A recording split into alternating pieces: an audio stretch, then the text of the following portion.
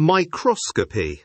When we talk about microscopy, we are really talking about how scientists manage to see things that are far too small for the human eye. Cells are incredibly tiny, so small that even a group of them cannot usually be seen without help. This is why microscopes are essential in biology. Without them, we would not even know what cells look like, let alone understand how they work inside. The key idea to hold on to from the beginning is that a microscope does not just make things bigger. It allows us to see detail. This is important because there is a big difference between simply enlarging an image and actually seeing more structure within it.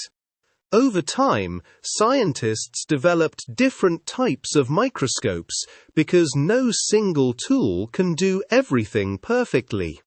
The two main types you need to understand are light microscopes and electron microscopes, and the difference between them is one of the most important concepts in this topic. A light microscope is the one you are most familiar with. It uses visible light, which passes through a thin sample, and glass lenses that bend the light to form a magnified image.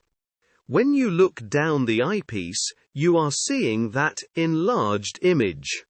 With this type of microscope, you can clearly observe whole cells and some of their larger internal structures, such as the nucleus. You can also see how cells are arranged in tissues, which is useful for understanding how organisms are built. However, there is a limitation that you need to understand properly. Light itself has a certain wavelength, and because of that, it cannot resolve extremely small details. So, even if you increase the magnification, there comes a point where the image just becomes larger but not clearer. This is where many students get confused. Magnification is not the same as clarity. To overcome this limitation, scientists developed electron microscopes. Instead of using light, these microscopes use beams of electrons. Electrons have a much shorter wavelength than light, which allows them to reveal far more detail. This means electron microscopes can not only magnify objects much more, but also show much finer structures inside cells. This brings us to two key ideas: magnification and resolution. Magnification tells you how much bigger the image is compared to the real object. Resolution, on the other hand, is about how clearly you can distinguish two points that are very close together.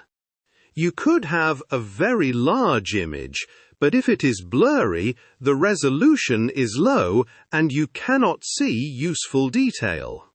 Electron microscopes are powerful because they have both high magnification and high resolution.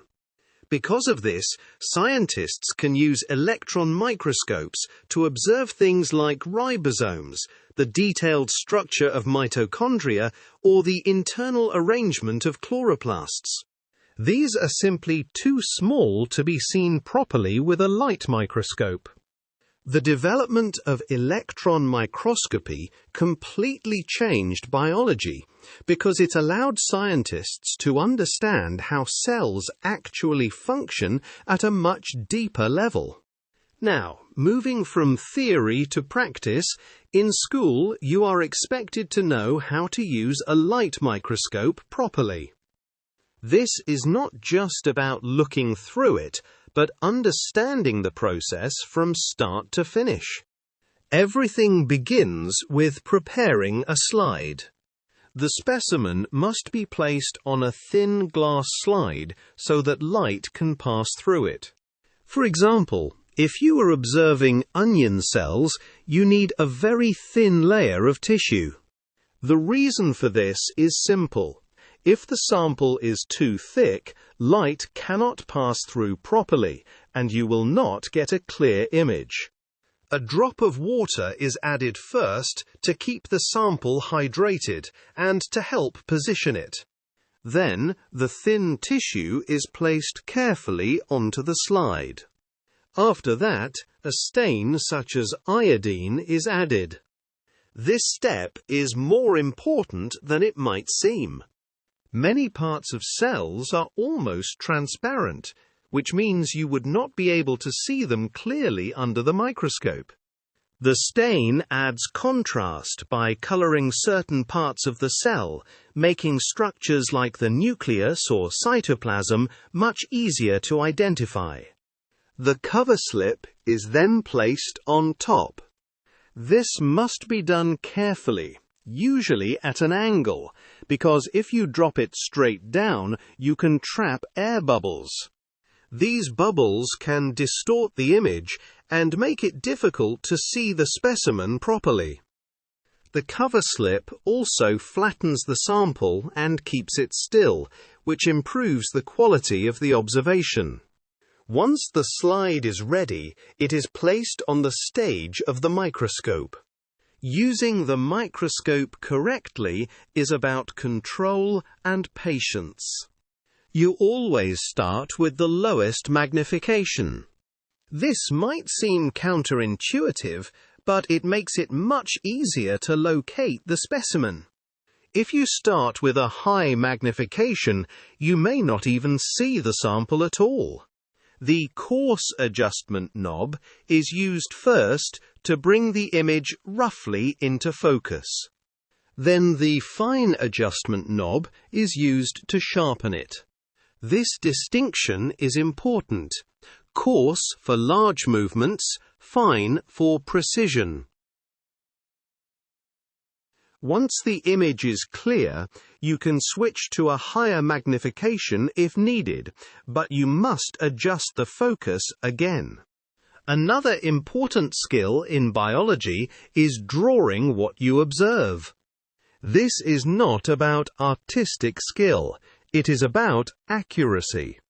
A good biological drawing uses clear lines, correct proportions, and proper labels. Shading is avoided because it can make the diagram unclear. The aim is to represent what you actually see, not what you think it should look like.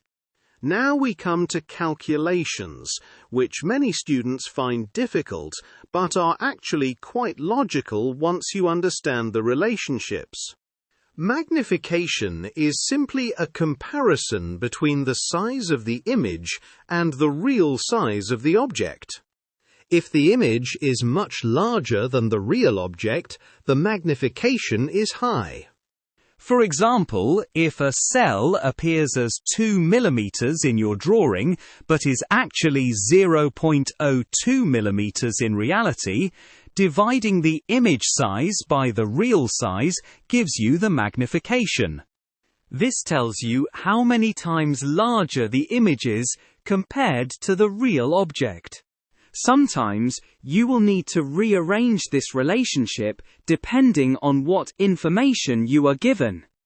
If you know the magnification and the real size, you can find the image size by multiplying. If you know the image size and the magnification, you can find the real size by dividing. It is always the same relationship, just rearranged. Because cells are extremely small, their sizes are often written in standard form.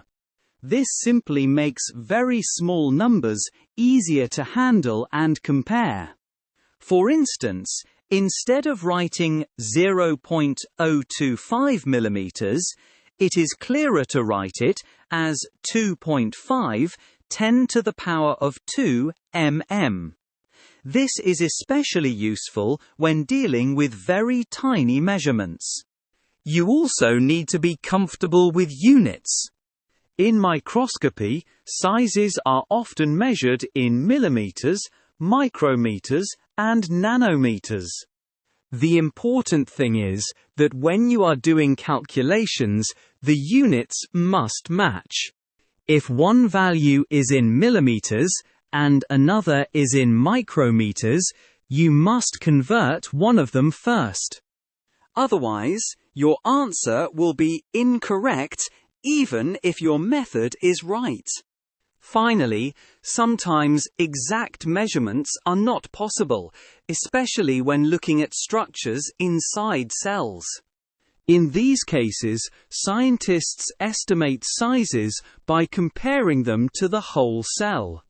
For example, if a nucleus appears to fit across a cell several times, you can divide the total width of the cell by that number to estimate the size of the nucleus.